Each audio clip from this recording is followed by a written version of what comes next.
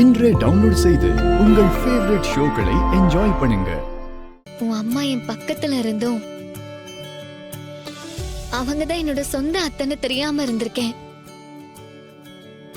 அவங்கள உரிமையோட அத்தைன்னு கூப்பிட முடியல. அந்த உண்மை தெரிய வரப்போ அவங்க உயிரோட இல்ல. இல்ல கடவுள் ஏன் இப்படி நல்லவங்களை சோதிக்கிறாருன்னு எனக்கு ஒண்ணுமே புரியல.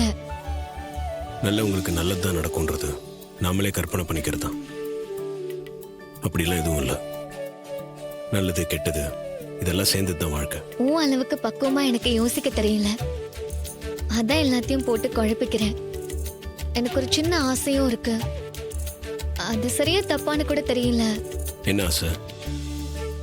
நம்ம குடும்ப பிரச்சனை, பிசினஸ் பிரச்சனை, சிவனாண்டி மாதிரி எதிரிங்க பிரச்சனைன்னு எல்லாத்தையும் மறந்துட்டு நமக்கே நமக்கான வாழ்க்கைய நம்ம 2 பேரும் வாழணும். எனக்கும் கூட நிறைய டிராவல் பண்ணணும்.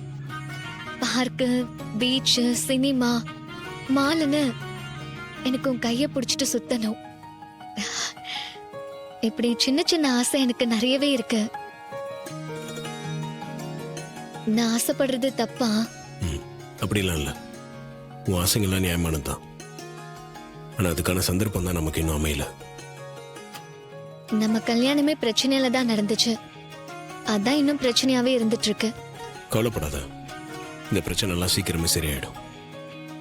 என் அம்மா தாத்தா பாட்டிலாம் ஆசைப்பட்ட மாதிரி நம்ம 2 குடும்பமும் ஒன்று சேரணும். மாமா கையால நின்று போன கும்பாபிஷேகம் நடக்கணும். இந்த கடமைலாம் எனக்கு இருக்கு. இது எல்லாத்தையும் முடிச்சதுக்கு அப்புறம் நீ நினைச்சது எல்லாமே நடக்கும். நிஜமாதான் சொல்றியா? உண்மையாதான் சொல்றேன். உன் மனசுல இருக்க ஆசையெல்லாம் சொல்லிட்டல, அது எல்லாத்தையும் நிறைவேற்றி வைக்க வேண்டியது என்னோட பொறுப்பு. நீ பேசுறத கேட்கவே எனக்கு சந்தோஷமா இருக்கு. அந்த நாளுக்காக தான் நான் ஆசையா காத்துட்டு இருக்கேன். கவலைப்படாத, எல்லாம் சீக்கிரமே நடக்கும். எனக்கு இன்னொரு ஒரு சின்ன ஆசை இருக்கு. அது என்ன?